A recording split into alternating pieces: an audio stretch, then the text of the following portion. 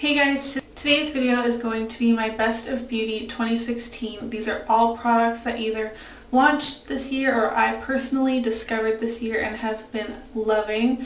I'm pretty sure I have not included anything that I would have used in the year previous. I don't have like one product item for each makeup item that I would apply to my face. A lot of those would be repeats from last year, so I've just left those out. I will link the blog post I did last year. That is the same sort of thing. It was my favorite makeup products of 2015. I'm going to start off with eye products. In terms of eye palettes, I kind of went through all of the ones I've accumulated over the past year, and the one that stands out most to me that I get the most use out of is the Too Faced Chocolate Bar palette. This palette is just great if you love neutrals. There's a few pops of color in there, some purples, and this is just a really great palette and I've used it a ton this year. My favorite mascara over 2016 had to have been the L'Oreal Voluminous Carbon Black Mascara. This is actually an empty tube. I haven't repurchased it yet, but the wand is just a fiber bristle wand. It's quite big. It's like the length of my entire eye, but I really love this mascara. It's super black and super volumizing, just as the name would suggest, and it's a really great price. Along the same vein as the mascara, I have a pair of false lashes here to show you. I don't wear false lashes all that much, but when I have worn them over the past year, 9 times out of 10 it was the Ardell Natural Demi Wispy lashes. These ones are a little bit beat up because I've worn them probably 3 times now, but these are really great, really affordable, and they're not overly natural looking because they are false lashes, but as I already have quite large eyes as it is, when I put on like a really dramatic pair of lashes, I just feel like my eyes take up like my entire face, and that's not really the look I'm going for. For eyeliners, I have 2 to share with you. One is a pencil and one is a liquid. The pencil is probably no surprise. It's a L'Oreal Silkissime liner. It's super black and creamy and really easy to put in the waterline, which is usually where I put pencil liners like this. I've tried so many black liners this year that I really have to like tug at my eye and rub over it again and again, which is probably really not great for your eyes, and this is my favorite one. For liquid eyeliner, I've been using the Kat Von D Tattoo Liner in Trooper pretty much all year. This one is almost out. It has a super fine tip and makes applying a really thin line or a really precise cat eye super easy. It is waterproof, which makes it kind of hard to take off at the end of the day, but it does make sure that it doesn't budge throughout the day and it doesn't smear, which is more important than getting it off at the end of the night. For brows, I've tried a bunch of brow products from the drugstore this year, and these 2 products stand out to me. They're not my all-time favorite products, but these are the best ones that I've discovered in 2016. So the first is a brow pencil, and this is the NYX Micro Brow Pencil in Brunette. It's really similar to the Anastasia Brow Wiz, but I do find myself still reaching for the Brow Wiz more often, but I do think that this is a better color match for me. I have dark brown in the Brow Wiz and Brunette in this, as I said, but I feel like this is a little less warm toned than the Anastasia Beverly Hills one that I have, but this is a really good brow pencil from the drugstore in my opinion. And for brow gel, also not my all-time favorite, but definitely the best one I've discovered this year, and this is the L'Oreal Brow Stylist Plumper, and I have mine in the shade light to medium. Even though my brows are quite dark, I like this shade the most.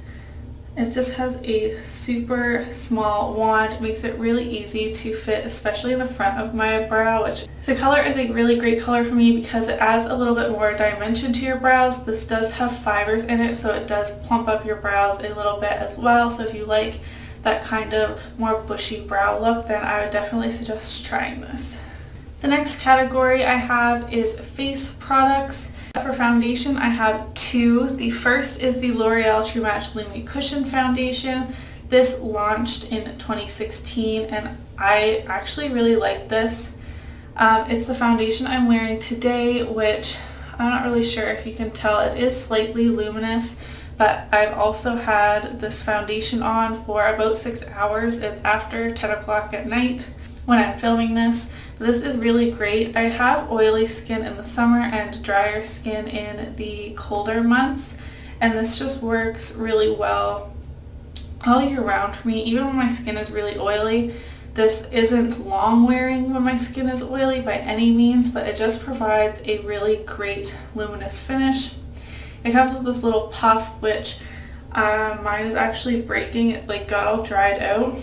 And I thought that I had run out of this, but I took a pair of tweezers and flipped it in the pan, which is why it's so messy, because it was kind of a messy ordeal to get the sponge flipped over. But if you've tried this and you thought you were out of product and you haven't flipped the sponge over, definitely try that. It does only have 0.5 fluid ounces, which is about half of what's in a standard foundation, so this is quite pricey for a drugstore, but I would definitely recommend giving it a try. It's probably one of my most worn for this year. The second foundation I discovered this year was the Revlon ColorStay foundation. This is in the combination oily skin, so it doesn't work that great for me right now, as it does cake up on my dry patches on my cheeks. But when I bought this in the beginning of the fall or the end of the summer, I wore this so much. It has really great coverage and the color match is really great for me. It's more olive toned than any other foundation I own. And I find a lot of foundations look really pink on me, or like the L'Oreal True Match line has warm shades, but some of them can look kind of too warm and give me kind of an orangey look. And I've found that this more olivey tone works really great for my skin tone, at least. This is a little bit light for me right now. This is in 150 Buff. Hands down, my absolute favorite concealer of the year was the Urban Decay Naked Skin Concealer. I was a little bit late jumping on the bandwagon with this. As I have so many concealers, I really try to not buy every concealer that gets launched. But I finally gave into the hype around the beginning of the year and bought this one. This is in Fair Neutral, which in the summer is way too light for me, but right now it works pretty well. Again, I have it on today, which is why my under eyes look really bright, but that's the way I like it. This is super blendable and really lightweight, and I don't find it ever creases on me, so this is definitely a winner. Bronzer was a really hard category for me because I've been using a lot of the same ones, but this one immediately jumped out as one of my favorites, and it's the Nars Laguna. This is a really small size.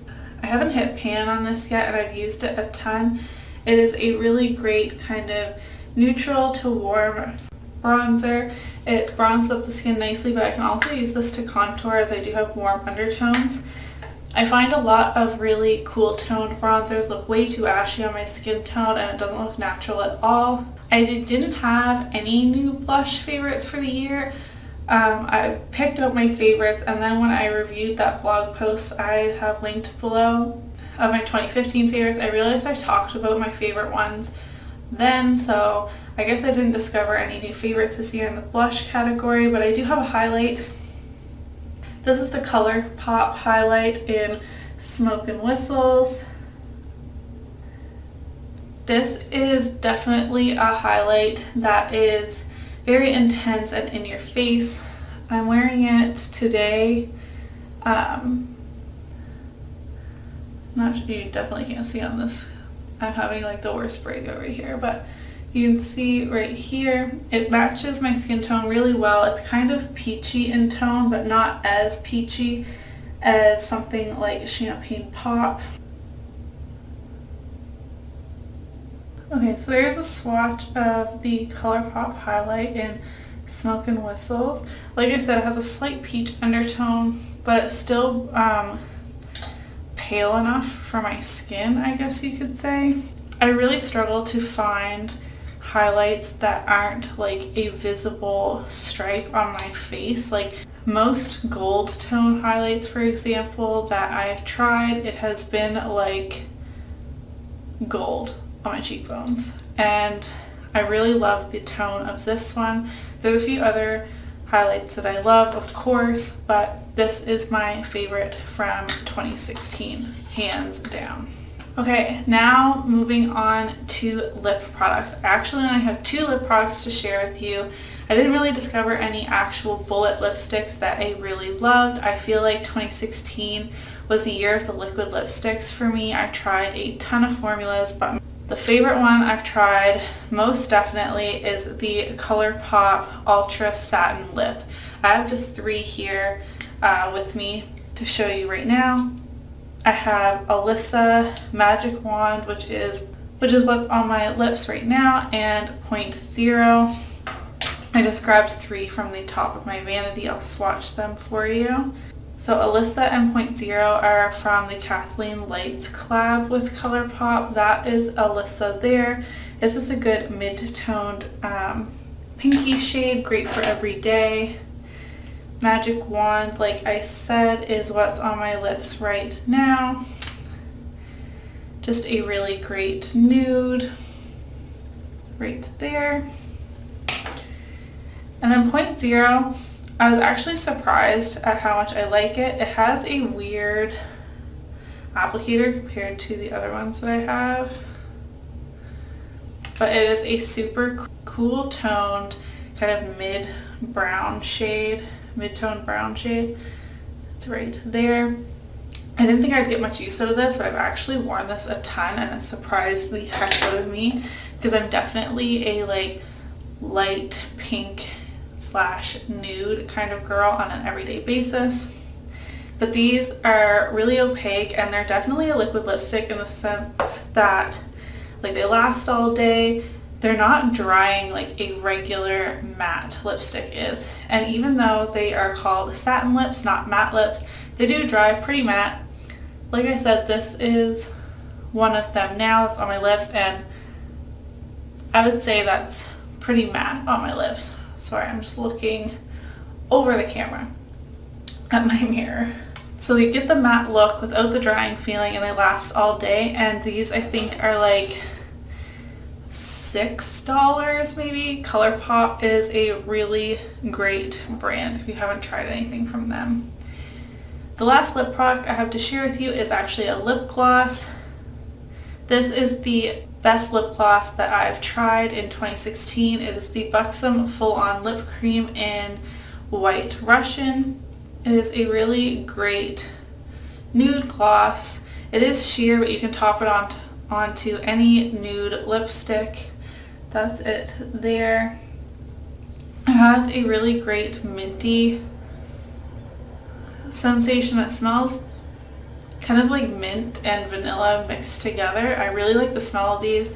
It feels really cooling on the lips, and it's not too sticky. It's definitely not a plumping lip gloss, which is kind of what I usually associate with a minty type lip product, is that it would be plumping, but this one doesn't plump your lips. But it just looks really great. I'll actually add it on top of this so you can see.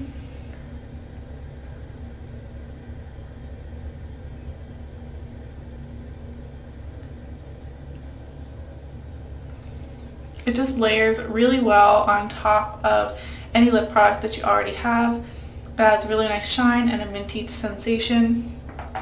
And I just have honestly worn this so much. It's definitely a tie for most worn between this and NYX Butter Gloss and Creme Brulee, but that was in last year's favorites. Those were all of my favorite products in the year 2016. I really hope you enjoyed this video. Let me know in the comments below what your favorite products were from the past year. Please subscribe if you haven't already, and I will see you in my next video. Bye!